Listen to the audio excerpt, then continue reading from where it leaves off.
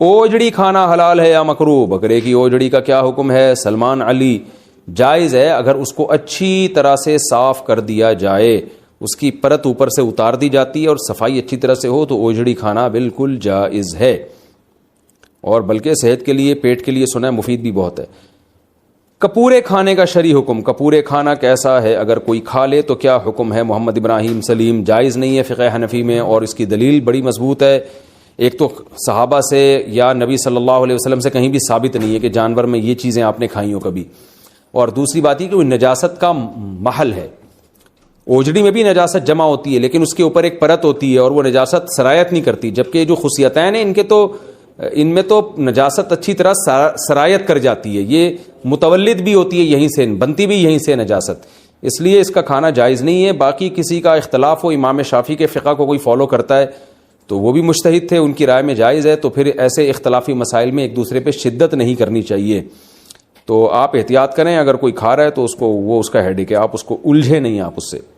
تکبیرات تشریق کس پر واجب ہے؟ تکبیرات تشریق کس پر واجب ہے؟ اس کے پڑھنے کا کیا طریقہ ہے؟ نیز کتنے دن یہ پڑھی جاتی ہے؟ حسین وزیر: دیکھیں، راجح قول کے مطابق تکبیرات تشریق گاؤں میں رہنے والوں پر بھی واجب، شہر میں رہنے والوں پر بھی واجب، اور مرد پر بھی، عورت پر بھی، ہر عاقل بالغ پر واجب ہے۔ مرد اونچی آواز سے پڑھیں گے اور خواتین آہستہ آواز سے پڑھیں گی، اور جماعت سے نماز پڑھیں یا انفرادی نماز پڑھیں، ہر صورت میں واجب ہے۔ تو تکبیرات تشریق کیا ہیں؟ اللہ اکبر، لا الہ الا اللہ، واللہ اکبر وللہ الحمد، یہ ایک دفعہ پڑھی جائے گی تکبیر۔ تو مرد اونچی آواز سے پڑھیں اور خواتین آہستہ آواز سے، اور خواتین یاداشت کے طور پر اپنی جائے نماز کے قریب کوئی پرچی ورچی رکھ لیں، کیونکہ خواتین بھول جاتی ہیں۔ مردوں میں تو یہ ہوتا ہے کسی ایک نے بھی اونچی آواز سے پڑھی سب کو یاد آ جاتا ہے، لیکن خواتین کے لیے چونکہ آہستہ آواز سے تو ان کو یاد دلانے والا کوئی نہیں ہوتا، تو گناہ ملتا ہے۔ یہ تکبیرات پڑھنا واجب ہیں۔ باقی یہ کہ کب سے واجب ہیں تو 9 ذی الحجہ کی فجر، یعنی بقرعید سے ایک دن پہلے فجر کی نماز سے یہ شروع ہوں گی، اور پھر 13 ذی الحجہ یعنی بقرعید کے 3 دن اور اس کے علاوہ ایک اور دن، اس میں عصر کی جو نماز ہوگی وہ آخری تکبیر اس میں کہی جائے گی، مغرب میں نہیں کہی جائے گی۔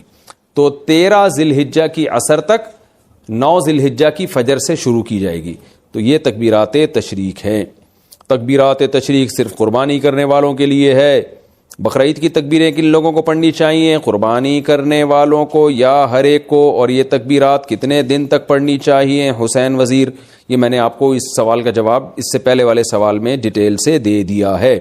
جو قربانی کر رہے ہیں وہ بھی، جو نہیں کر رہے وہ بھی، سب پر لازم ہے۔ تنہا نماز پڑھنے والا تکبیرات تشریق پڑھے گا اگر 10، 11، 12 ذی الحجہ کو کسی نے فرض نماز امام کے ساتھ نہیں پڑھی لیکن وقت کے اندر ہی تنہا نماز ادا کر لی تو کیا وہ تکبیرات تشریق پڑھ سکتا ہے؟ شمیم الحسن انڈیا سے: جی، اس پر بھی واجب ہے، پڑھے گا۔ اور یہ 10، 11، 12 نہیں، 9، 10، 11، 12، 13 ان دنوں میں واجب ہوتی ہے۔ ایام والی عورت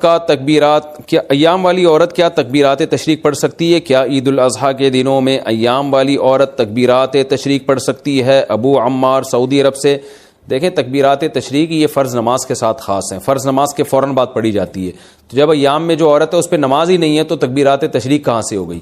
تو ویسے وہ اللہ کا ذکر کرنے کے طور پہ تکبیرات تشریق پڑھتی رہے سارا دن، وہ تو بہت اچھی بات ہے، سارا دن ذکر کرے گی، ان دنوں میں ذکر کا ثواب بہت زیادہ ہے۔ تو عورت پہ صرف تلاوت اور نماز پہ پابندی ہوتی ہے ایام حیض میں، اس کے علاوہ تو ہر قسم کی عبادت عورت کر سکتی ہے، روزہ، نماز اور تلاوت نہیں کر سکتی، باقی درود شریف، استغفار، تکبیرات، یہ ساری عبادتیں جائز ہیں اور بلکہ باعث ثواب ہے۔ تکبیرات تشریق پڑھنا بھول جائیں تو کب پڑھیں گے؟ اگر تکبیرات تشریق پڑھنا بھول گیا 1 گھنٹے بعد یاد آ جائے تو اس وقت کہنا صحیح ہے یا نہیں؟ سیف اللہ کوئٹہ سے: نہیں بھائی، یہ نماز کے فوراً بعد پڑھی جائے گی، اگر درمیان میں فاصلہ آ گیا، کوئی کام مشغول ہو گئے آپ، تو پھر یہ تکبیرات ختم۔ قضا نماز کے بعد تکبیرات تشریق پڑھنے کا حکم: عید کے دنوں میں قضا نماز کے بعد تکبیر تشریق پڑھنے کا کیا حکم ہے؟ نیز عید کے دنوں کی قضا نماز پڑھنے کے بعد تکبیرات تشریق پڑھنی چاہیے کہ نہیں پڑھنی چاہیے؟ نوید ملک سرگودا سے: اگر ایام تشریق میں ہی کوئی فرض نماز قضا ہوئی اور اس کو لوٹا بھی ایام تشریق میں ہی رہے ہیں تو اس قضا نماز کے بعد تو تکبیرات تشریق پڑھی جائے گی، اس کے علاوہ نہیں پڑھی جائے گی. کیا مطلب؟ تکبیرات تشریق سے پہلے نماز قضا ہوئی تھی اور آپ اس کو قضا کر رہے ہیں تکبیرات تشریق میں، تو یہاں بھی تکبیرات تشریق نہیں ہوں گی. نماز قضا ہوئی تکبیرات تشریق میں، لوٹا رہے ہیں تکبیرات تشریق گزرنے کے بعد، تو بھی تکبیر واجب نہیں ہے، بلکہ سنت ہی نہیں ہے، بلکہ اگر کوئی سنت سمجھ کے کرتا ہے تو بدعت ہے. اس سال تکبیرات تشریق میں آپ کی نماز قضا ہوئی، آپ اگلے سال ایام تشریق میں، اس سال ایام تشریق میں آپ کی نماز قضا ہوئی، آپ اگلے سال ایام تشریق میں نماز قضا لوٹا رہے ہیں تو بھی تکبیرات تشریق نہیں ہے. تو صرف ایک صورت میں ہے قضا نمازوں میں کہ اسی سال کے ایام تشریق کی قضا نماز اسی سال کے ایام تشریق میں لوٹائیں گے تو اس کے بعد تکبیر پڑھیں گے، ادروائز نہیں پڑھیں گے. قربانی کی کھال گھر میں استعمال کرنا، کیا قربانی کی کھال اپنے کسی ذاتی استعمال میں لا سکتے ہیں؟ کوئی چیز بنوا کر گھر میں استعمال کر سکتے ہیں. حذیفہ ندیم کراچی سے، جی بالکل کر سکتے ہیں، تو کوئی حرج نہیں ہے، بالکل جائز ہے، لیکن بیچ دیا تو قیمت صدقہ کرنی پڑے گی. جانور کے ساتھ حرام اجزاء، جانور کی جو ساتھ حرام چیزیں ہوتی ہیں ان میں ایک غدود بھی ہے. یہ غدود کیا چیز ہوتی ہے وضاحت کر دیں. نور الامین حقانی، جانور کے جو چند اعضاء حرام ہیں وہ اس لیے حرام ہے کہ قرآن نے خبیث چیزوں کو حرام قرار دیا ہے. جگہ جگہ قرآن میں آتا ہے.